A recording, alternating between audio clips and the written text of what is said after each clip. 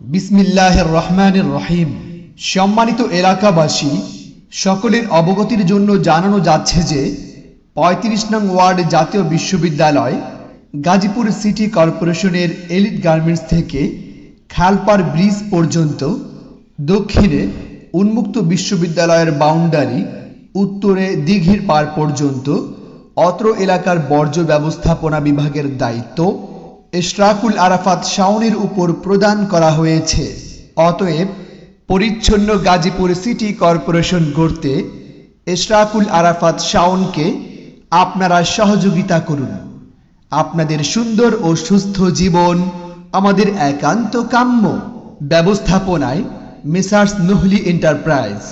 ধন্যবাদ আনতে মোহাম্মদ মীর ওসমান গনি কাজল, কাউন্সিলর ৩৫ নং ওয়ার্ড গাজীপুর সিটি কর্পোরেশন।